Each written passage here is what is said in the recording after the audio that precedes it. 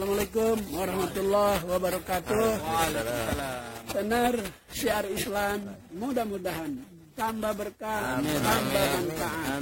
Rabbana atina fid dunya hasanah wa fil akhirati hasanah wa qina adzabannar. Alhamdulillahirabbil alamin. Mudah-mudahan apa yang kita baca, apa yang kita munajatkan kepada Allah Subhanahu wa taala dijabah oleh Allah Subhanahu wa taala, dan para donatur yang baik hati diberikan limpahan rezeki yang banyak, yang halal, yang barakah. Amin. Aktivitas sebelum fasilitas. Aktivitas. Bismillah. Istri saya seorang notaris, saya tidak mengizinkan saya untuk mengambil pekerjaan yang berkaitan dengan bank konvensional dan pinjam-meminjam lembaga ribawi, karena saya pernah membaca salah satu yang dilaknat Allah adalah pencatat dan saksi perjanjian riba. Apakah pemahaman yang saya sudah tepat, Ustaz? Tayyib. Dan saya kira ini mewakili sebagian dari kegelisahan teman-teman yang mungkin bisa kita diskusikan pada malam hari ini. Baik, pertama, riba itu jelas dilarang. Ayat-ayat dan hadis-hadis tentang riba itu kuat menunjukkan larangan pada pekerjaan yang dimaksudkan. Alhamdulillah.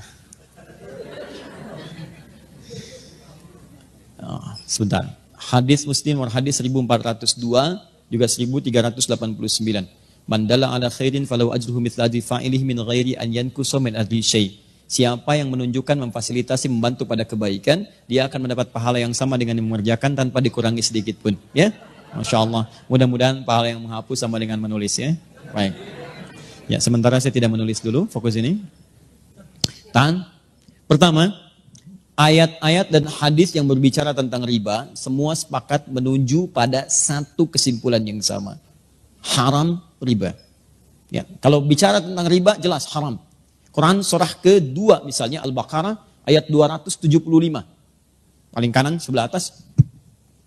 Quran surah kedua ayat 275. Menyerupakan orang pelaku riba dengan orang yang sedang kesurupan. Artinya ada yang salah dalam dirinya. Bukankah orang kesurupan itu banyak salahnya? Kata-katanya meracau, tindakannya kacau dan sebagainya. Itu bahasa kiasan. Seakan-akan orang riba itu banyak salah dalam dirinya. Makannya salah, gerakannya salah, macam-macamnya salah. Karena ingat, kalau sesuatu yang haram masuk ke dalam diri seseorang, menyebar lewat darah, maka semuanya ini akan punya konsekuensi yang, maaf, tidak mudah. Satu, dia akan menutup pintu-pintu kebaikan dalam dirinya. Misal, masuk ke telinga, Quran surah ke-6 ayat 25. Wa fi adhanihim waqra, di telinganya akan berbentuk sumbatan. Menyumbat. Bukan gak bisa dengar. Karena yang haram, yang jelek itu nutup, yang baik ketutup. Jelek lawannya baik. Kalau yang jelek masuk, yang baik gak akan masuk, Pak. Orang yang kata-katanya buruk, maka dia sulit mengatakan kosakata yang baik. Sama dengan orang yang terbiasa berkata yang baik, maka dia sulit menemukan kosakata yang buruk. Karena itu ketika yang buruk masuk ke dalam diri, beredar kemudian dengan darah, jadi daging menutup pintu kebaikan. Makanya jangan heran, orang-orang yang kemudian tertutup pendengarannya untuk mendengarkan kebaikan, maaf, kalau yang jelek-jelek cepat masuk. Tapi yang baik susah. Bahkan rumahnya di sini, ini masjid, jaraknya cuma 5 meter. Speaker masjid ke rumahnya begini. Adzan berkumandang, Allahu Akbar, gak kedengaran. Sementara yang 500 meter, bahkan 5 kilo, itu sebelum waktunya adzan sudah datang. Dengan kakinya dia melangkah, ini sepeda ada, mobil ada, segalanya ada. Tinggal jalan kaki, gak tembus. As-salatu khairum minan naum, terbalik ke telinganya, an-naumu khairum minas salah. Ya, ini poinnya. Masuk ke mata, jadi bahaya. Orang yang terbiasa makan yang haram, kemudian itu jadi darah, mengalir, jadi daging, menghambat ke matanya, maka di matanya ada penutup. Maka turun Quran surah kedua ayat ke-7. Paling kanan agak sedikit ke atas. Khatamallahu ala qulubihim wa ala sam'ihim wa ala absarihim ghishawa. Di matanya ada penghalang. Sehingga dia nggak bisa bedakan mana sesuatu yang baik, mana yang tidak baik. Masuk ke tangan, ini sentuhannya nggak baik. Sudah senang dengan yang haram. Kalau yang haram sudah menguasai dirinya, maka yang halal-halal akan cenderung terhindari. Istri yang halal sudah tidak dipandang lagi. Suami yang halal sudah tidak peka lagi. Anak yang halal sudah tidak disenangi lagi. Semua akan tergerak pada kepentingan-kepentingan yang haram. Seperti minyak tidak bersatu dengan air, maka haram pun tidak akan pernah bersatu dengan halal. Karena itu Allah katakan, pelaku riba itu cenderung punya masalah dalam hidupnya seperti orang yang kesurupan, dikerjai oleh setan. Kemudian sampai ke ayat Quran surah kedua, ayat 278-nya diminta untuk bertobat. Kemudian ayat 279-nya diminta untuk kemudian oleh Allah Subhanahu wa taala dengan ancaman yang kuat kalau tidak mau bertobat maka Anda seakan-akan mengajak perang dengan saya dan Rasul. Maaf ya Bu ya, Pak ya. Anda dengan manusia saja kalau orang kuat sulit untuk mengalahkannya. Sekarang pengen ngajak perang dengan Allah. Maaf, kalau Anda punya masalah dengan manusia, saya punya masalah dengan orang Bandung, saya pindah ke Jakarta. Saya punya masalah dengan orang Indonesia, saya pindah ke Malaysia. Saya punya masalah dengan orang Asia, saya pindah ke Eropa. Tapi Anda punya masalah dengan Allah, mau lari kemana? Itu poinnya. Maka saya belum bicara tentang hukum, saya ingin bicara pertama tentang riba. Riba itu jelas haram. Riba sama dengan haram. Tahan? Maka segala unsur yang terkait dengan riba, semua keterangannya lewat hadis Nabi SAW. Baik pelakunya, baik pemberinya, baik pencatatnya, baik saksinya, dia dilaknat oleh Allah Subhanahu wa taala dan Rasulnya. Tetap mendapatkan hukuman yang sama, haram. Pelaku, pemberi yang menerima, saksi, bahkan pencatat. Fasilitator. Awas, saya belum bicara tentang profesi, saya bicara tentang riba. Jadi kalau ada orang mengerjakan kemudian riba, ya, bahkan saat ada alternatif yang lain dia paksakan untuk mengerjakan riba, maka dia masuk dalam kategori ini. Haram sama dengan dosa. Laknat, kalau sudah ada laknat, resikonya tidak mudah. Laknat itu resikonya paling dahsyat itu neraka jahanam. Baik, Ibu tahu neraka yang paling ringan? Tadi kalau Bapak baca Quran, naik sedikit ke ayat 56 ya, An-Nisa 56 itu neraka yang paling ringan. Paling kanan sebelah atas. Innal ladzina kafaru bi ayatina sawfa nuslihim nara. Orang-orang yang sulit diingatkan oleh kami melakukan dosa-dosa, tapi dosanya yang standar, yang biasa-biasa, itu dosa juga. Kemudian dia kerjakan itu melewati amal solehnya kemudian turun, amal salahnya naik. Masuk dia ke neraka yang paling ringan, sawfa nuslihim nara. Kami tarik ubun-ubunnya. Nusli itu dicelupkan seperti bikin teh celup. Pernah bikin teh celup? Ya nanti coba ke ruang makan, ambil celupan, masukkan. Teh celup itu kan celupkan, angkat ya. Nah, nanti ada orang ditarik ubun-ubunnya dicelupkan ke neraka. Kullama nadijat juluduhum, setiap dicelupkan hancur semua tubuh dan kulit-kulitnya. Kenapa kulitnya disebutkan? Karena kulit indera perasa yang paling kuat. Jadi kalau ada orang dipukul kena kulit atau dicambuk kena kulit, cambukan pertama pasti sakit luar biasa. Karena kulitnya masih ada. Selanjutnya cambuk. Ketika mengelupas akan berkurang rasa sakitnya. Makanya kata Allah ketika kami celupkan hancur dengan kulitnya, kemudian baddalnahum juludan ghairaha. Kami angkat, kami sembuhkan lagi sehingga kulitnya tumbuh lagi. Liyadzuqul adab, supaya merasakan adab seperti serupa tadi. Tidak berkurang sakitnya. Itu sekali celup Pak, satu harinya sama dengan 1000 tahun. Satu detiknya sama dengan 48 hari. Kalau mau coba silahkan aja. Ini yang paling ringan. Nah orang yang dilaknat oleh Allah, itu muara paling dahsyatnya jahanam. Neraka jahanam. Dari mana taunya? Buka Quran misalnya. Teman-teman sekalian An-Nisa, Quran surah keempat. Dari ayat 92 sampai 93. Begitu masuk 93, Allah menerangkan tentang pembunuhan berencana. Lihat kalimatnya. Wa may yaqtul mu'minan muta'ammida. Siapa yang sengaja merencanakan pembunuhan, apalagi kemudian menimpa satu orang beriman, fajazauhu jahannam, maka balasannya neraka jahanam.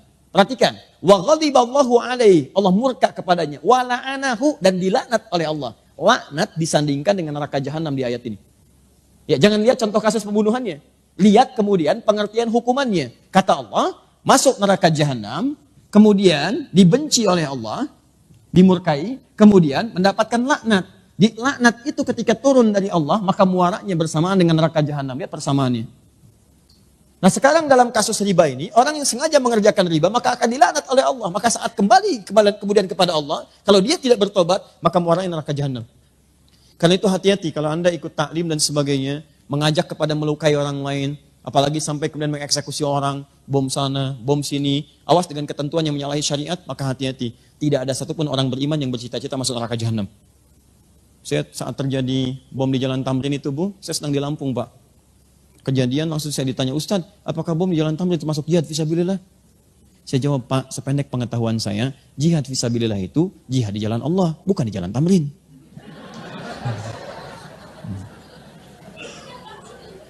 Sekarang balik sini ya. Lihat sini, fokus. Ini baru riba. Saya mau terangkan hukum dosa dulu. Nah, setelah itu baru kita masuk kemudian kepada pertanyaan. Ada bank konvensional tadi disebutkan. Di antara kemudian tautannya dengan jasa yang digunakan oleh notaris, boleh jadi ada kemitraan yang tersangkut paut dengan bank konvensional. Apakah setiap turunan dari transaksi bank konvensional menghasilkan riba? Itu pertanyaan yang pertamanya. Satu, apakah kemudian kalau ini menggunakan jasa bank konvensional, termasuk dalam kategori riba pula? Itu kemudian yang mesti kita jawab. Nah, teman-teman sekalian, sekarang saya terangkan sedikit saja tentang hukum. Nanti saya masuk ke Fatwa MUI nomor 1 tahun 2004, ditandatangan tanggal 5 Dzulhijjah tahun 1424, ya bersamaan dengan tanggal 24 Januari tahun kemudian 2004, ya. Jadi setahun sebelum didirikannya INI. Nah, sini. Tahan, fokus ini. Pertama, lihat sini. Riba sama dengan haram. Haram itu hukum, ada 5 hukum dalam Islam di usul fikih. 1 haram, kedua kemudian ada halal, ketiga ada mubah, keempat ada sunnah, kelima ada makruh. Baik, hukum ini akan selalu terkait berkelindan dengan perbuatan, bukan barang. Ingat, perbuatan. Setiap ada perbuatan, maka melekat hukum di dalamnya. Hukum sama dengan perbuatan. Ingat ya, bukan barang ya, bukan barang. Jadi semacam istilah uang haram, sebetulnya bukan uang yang haram. Tapi perbuatan yang menjadikan uang itu sulit untuk digunakan pada aspek-aspek yang baik. Nah sekarang, kaidah selanjutnya, fokus. Perbuatan ini akan terkait berkelindan dengan sebab. Dalam usul fikih disebut dengan ilat namanya. Kaidahnya berbunyi, gak usah dihafal, yang penting paham. Al-hukmu yaduru ma'a illatihi. Al-hukmu yaduru ma'a illatihi. Hukum itu terkait dengan perbuatan yang terkait berkelindan dengan sebabnya. Apa sebab perbuatan itu yang menyebabkan dia dihukumi dengan 5 hukum tadi? Tahan. Ya, sampai sini nggak apa-apa, masih remang-remang, nggak ada masalah. Hukum terkait dengan perbuatan.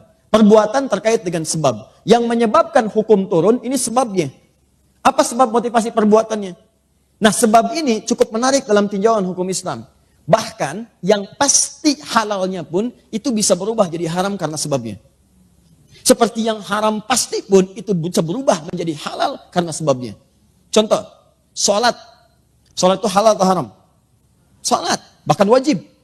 Hukumnya wajib, halal, bahkan wajib. Wajib dikerjakan.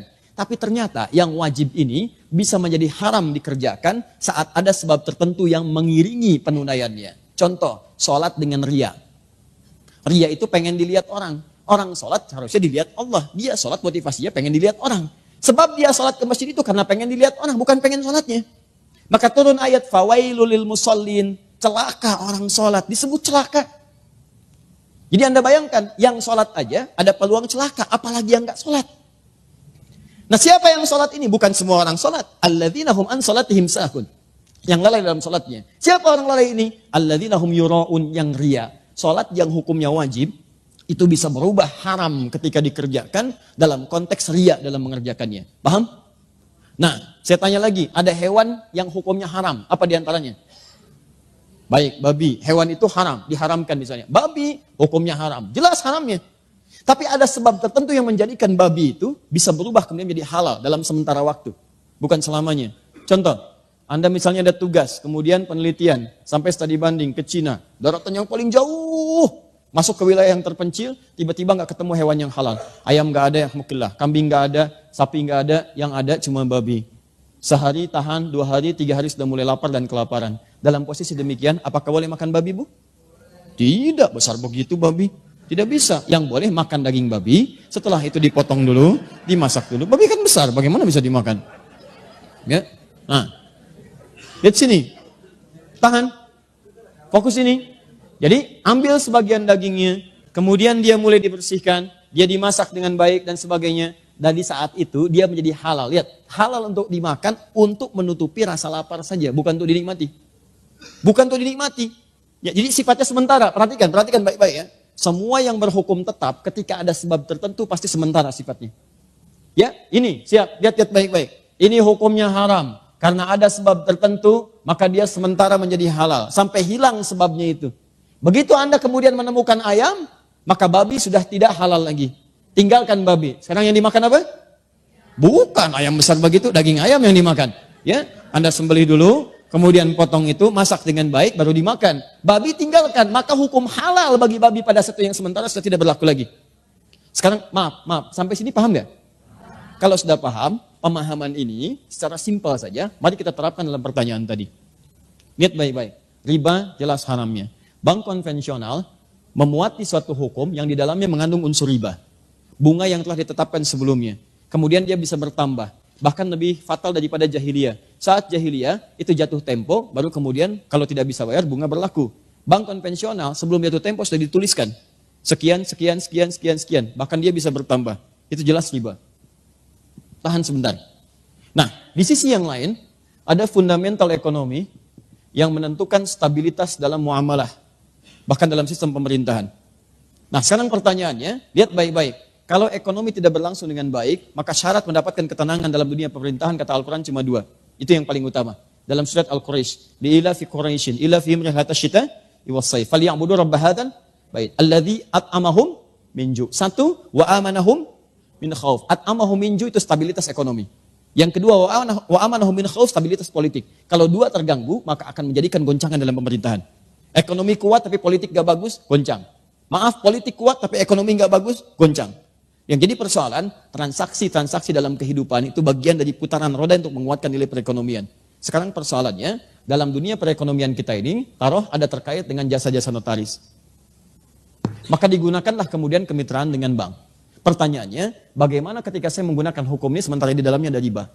Maka semua ulama sepakat termasuk dalam Fatwa Ulama nomor 1 tahun 2004 dari Majelis Ulama Indonesia, kalau dalam lingkar pekerjaan itu ada bank yang masih menggunakan nilai-nilai syariat, bank syariah dengan konsep syariah yang benar, ya dengan turunan-turunan yang benar, maka jelas solusinya. Ini yang digunakan sebagai fasilitator dan haram menggunakan yang ini.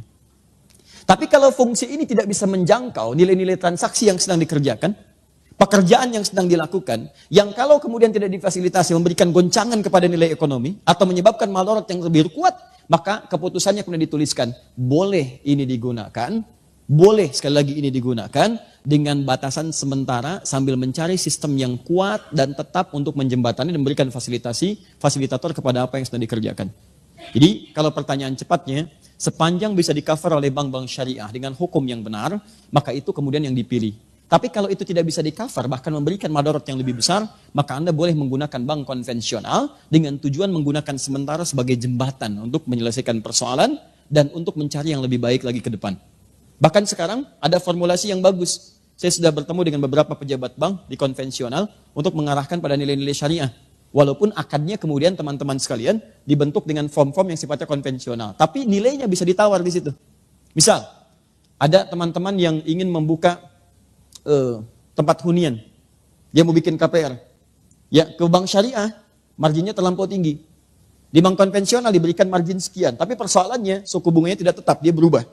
Maka apa yang ditawarkan? Dibawalah konsep syariah dengan akad yang berbeda, tapi tidak juga merugikan kemudian konsep yang ada di bank itu. Yang telah Anda tetapkan misalnya 3% ini, bagaimana kalau dibagi dengan hukum seperti ini? Jadi bank itu tetap dapat 3% juga. Tapi kaidahnya ditukar, akadnya menggunakan akad Islam. Ya, jadi bukan ganti jubah, bukan. Jadi poinnya adalah, ini yang kami lakukan, Anda beli dulu ini. Beli ini kami berikan kemudian nilai kesepakatannya, selama 3% tadi, kita robah dulu, akadnya jadikan sebagai penjualan. Jadi Anda terima itu, jual lagi kepada kami dengan apa yang telah Anda tetapkan tadi. Jadi dari Anda tetap 3%, tapi kemudian dirobah cara akadnya, kami membayar dengan cara yang sama. Dan tidak terjadi penambahan nanti. Ketika jatuh tempo tidak bisa bayar, konsekuensinya Anda kemudian berkomunikasi dengan teman-teman Anda, saling menutupi. Supaya kemudian tidak terjadi tambahan-tambahan yang hadir atau menjadi tuntutan dari pihak bank untuk menagihnya. Nah, maka saya kira modifikasi semacam ini bisa didiskusikan. Tapi yang terbaik adalah, kalau sekali lagi ini keputusan Fatwa Ulama Indonesia, MUI, kalau ada syariah itu yang digunakan.